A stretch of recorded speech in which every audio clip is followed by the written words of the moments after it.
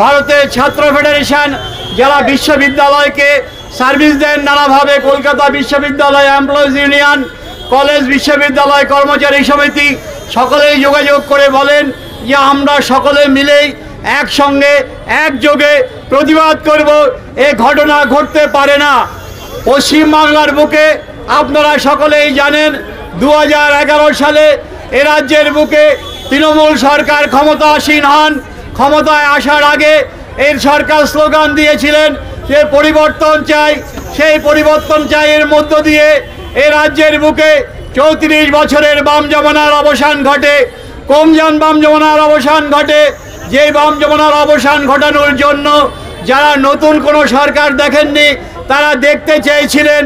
আজকে যারা একটু আগেও এই গণ্ডগোল সামলাচ্ছিলেন পুলিশ বাহিনী, আমি তো স্কুলে মাস্টারমশাই, একদিন একজন পুলিশের লোক আমাদের স্কুলে গেলেন, চাকরি ক্ষেত্রে যখন ভেরিফিকেশন আসে ভেরিফিকেশন করতে বললেন মাস্টারমশাই পরিবর্তনটাই হওয়া দরকার, কারণ পরিবর্তন যদি হয় 5 বছর পর পর রাজ্যের শিক্ষক কর্মচারী পুলিশ সকলেই লাভবান হবেন। কেমন লাভবান হচ্ছে আজকে আমরা বুঝতে পারছি।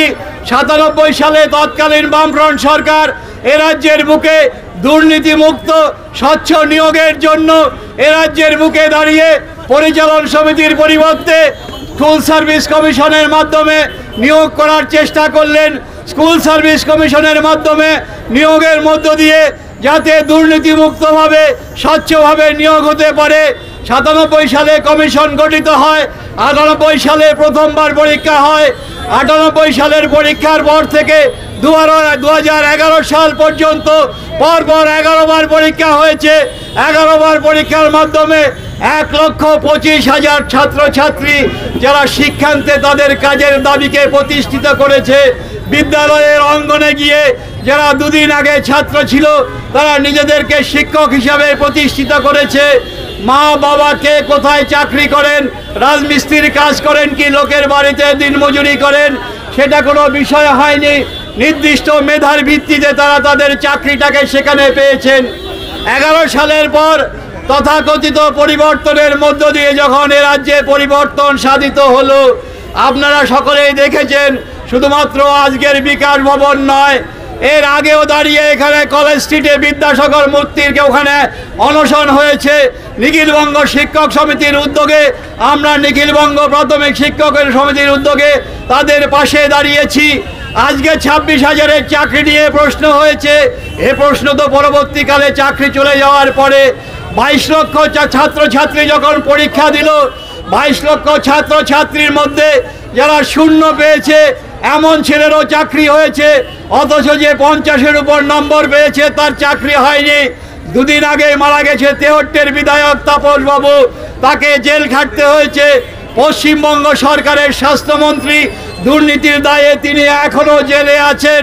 স্বাভাবিক কারণে এই ধরনের একটা দুর্নীতির বিরুদ্ধে প্রতিবাদ যখন সংগঠিত হচ্ছে, এই যারা আজকে 26,000-এর মধ্যে, আমরা মনে করি না শুধু 26,000 নয়, 22 লক্ষ যারা পরীক্ষা দিয়েছিলেন তারা কেউ তথাকথিত অযোগ্য নয়। MA-BEd ছিল বলে তারা পরীক্ষায় ফর্ম ফিল আপ করতে পেরেছেন। আর বাংলায় যোগ্য অযোগ্য ব্যাখ্যা হলেও CBI এবং কোর্ট যেভাবে ব্যাখ্যা করেছেন টেন্ড এবং আনটেন্ড, তার বাংলা করলে দাগি এবং নিষ্কলঙ্ক। তাদেরকে দাগি বলা হয়েছে যারা পয়সা দিয়ে চাকরি পেয়েছেন, সাদা খাতা জমা দিয়ে চাকরি পেয়েছেন, শূন্য পেয়ে চাকরি পেয়েছেন। অথচ যাদের টাকা দিয়ে চাকরি পেয়েছেন তারা এখনও নিশ্চিন্তে ঘুমোচ্ছে। তারা কেউ ভারত মাতার স্লোগান দিয়ে, আমরা যারা দেশপ্রেমী, আমাদের যারা উত্তরসূরিরা আন্দামান সেলুলার জীবন কাটিয়েছেন, আমরা যাদেরকে ভগৎ সিং ক্ষুদিরামের উত্তরসূরি মনে করি, আমরা যারা মাস্টার দাশগুজ্জ সেনের উত্তরসূরি মনে করি, আর আজকে সাভারকারের লোকরা আমাদেরকে এখানে দাঁড়িয়ে পাকিস্তানের দালাল বলে গণ্ডগোলে তৈরি করার চেষ্টা করলেন। কলেজ স্ট্রিট পাড়া আজকের নয়, প্রেসিডেন্সি কলেজ, কলকাতা বিশ্ববিদ্যালয়, প্রেসিডেন্সি বিশ্ববিদ্যালয়, Hindu school, Hare school, college স্ট্রিটের বইপাড়ায় প্রগতিশীল মানুষরা থাকেন, তারা পড়া শুরু করেন। তারা জানেন স্বাধীন ভারতবর্ষের ইতিহাস খুঁজলে কারা দেশদ্রোহী, যারা স্বাধীনতা আন্দোলনের জন্য রক্ত তো দূরের কথা, এক ফোঁটা ঘাম পর্যন্ত ব্যয় করেননি। আজকে তারা স্বদেশ প্রেম নিয়ে বলছেন।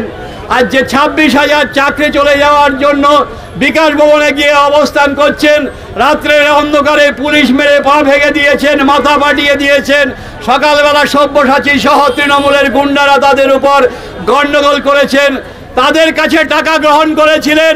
আজকে যিনি তেরঙ্গার মিছিল নিয়ে গেলেন শুভেন্দু অধিকারী, দেখবেন যে 26,000-এর চাকরি চলে গেছে। তার সংখ্যাগরিষ্ঠ ছেলেমেয়েরা হচ্ছে মুর্শিদাবাদ, মেদিনীপুর, বিভিন্ন জেলার লোক। তখন তো শুভেন্দুবাবু তৃণমূলে ছিলেন, আজকে তিনি ধোয়া তুলসী পাতা হয়ে যাচ্ছেন। স্বাভাবিক কারণে এখনো পর্যন্ত দাঁড়িয়ে যে সমস্ত যোগ্য প্রার্থীরা মেধার ভিত্তিতে চাকরি পেয়েছেন তাদের কথা না বলে তারা স্বাভাবিক কারণেই তাদের কথা বলছেন, যারা অযোগ্য, যারা টাকা দিয়ে চাকরি পেয়েছেন। মিটিং চলবে অনেকক্ষণ, আমাদের বিক্ষোভ সভা চলবে।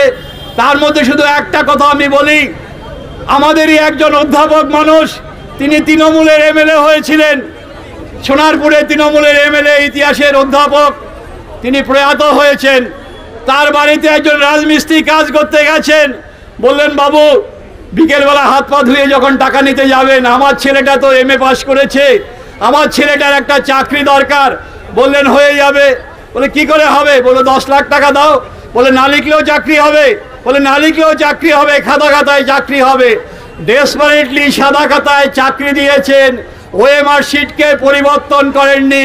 ওরা ভেবেছিলেন ওদের ধরার কোনো জায়গা নেই। সরাসরি ওএমআর শিট কালেকশন না করে ওএমআর শিটে 0, ওএমআর শিটে 3 ডেটাবেসে সেটাকে পরিবর্তন করে 53 করে দেওয়া হয়েছে। যাদেরকে আজকে সিবিআই এবং সুপ্রিম কোর্ট আনটেন্ড বলছেন, দাগি বলছেন, টেন্ড বলছেন। স্বাভাবিক কারণে এখনও আমরা বিশ্বাস করি রাজ্য সরকারের কাছে ওএমআর শিট আছে, 22 লক্ষেরই ওএমআর শিট আছে, কিন্তু তারা ওএমআর শিট বার করছেন না।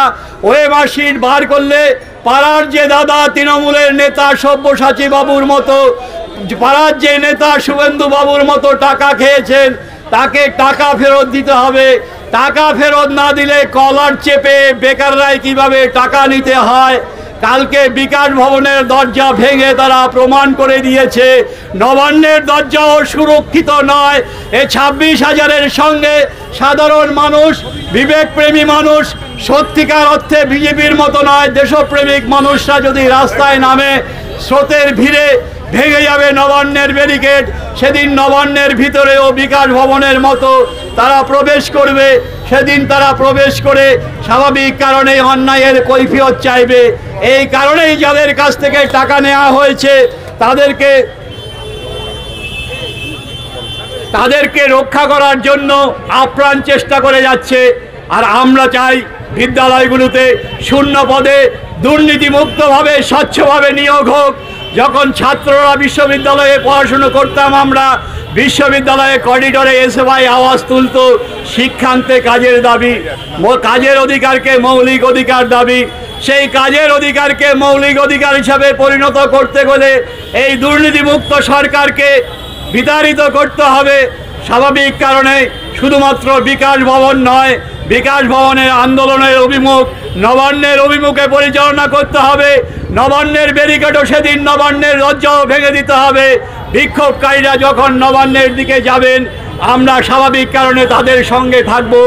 আমরা এই মিছিল থেকে আমরা ঘোষণা করতে চাই, শিক্ষকরা, আমরা যারা শিক্ষক, ছাত্ররা আমাদের ক্লাসেই থাকেন, যখন শিক্ষান্তে তারা কাজ পান না, ধর্মতলার মতো জায়গায় ঝড় বৃষ্টি রোদের মধ্যে দাঁড়িয়ে তারা তাদের অবস্থান করতে হয়, তারা তাদের চাকরির দাবি করতে হয়। স্বাভাবিক কারণেই আমরা চাই এই ধরনের দুর্নীতিমুক্ত প্রশাসনের জন্য এই সরকারকে বিদায় করে দেওয়া, এই সরকারকে বিদায় করে দুর্নীতিমুক্ত সরকার গঠন করে বেকারের কাজকে গ্যারান্টি করা। এই দাবিতেই আজকে আমাদের প্রতিবাদ সভা চলবে। যোগ্য যারা চাকরিহারা সসম্মানে তাদেরকে বিদ্যালয়ে পুনর্বহালের দাবিতে, এবং 22 লক্ষ যারা চাকরি পরীক্ষা দিয়েছিলেন তাদের ওএমআর শিট অবিলম্বে সরকারকে সেখানে প্রকাশ করতে হবে। এই দাবিতে আমরা আমাদের আন্দোলন ছাত্র এবং আমাদের ছাত্র এবং সমাজের যারা যুব আন্দোলনকে সংগঠিত করে অন্যায়ের বিরুদ্ধে বুক চিতিয়ে আছেন, যারা ভগৎ সিংয়ের উত্তরসূরি, সেই দেশপ্রেমিকদের নিয়েই আমরা আমাদের আন্দোলন সংগঠিত করব। আমাদের এই পথসভা কিছুক্ষণ চলবে। এই পথসভায় এখন বক্তব্য রাখবেন আপনাদের সামনে যুব আন্দোলনের নেতৃত্ব, যুব আন্দোলনের কেন্দ্রীয় নেতৃত্ব কমরেড কলতান দাশগুপ্ত। কলতানকে কিছু বলার জন্য আমি অনুরোধ করছি।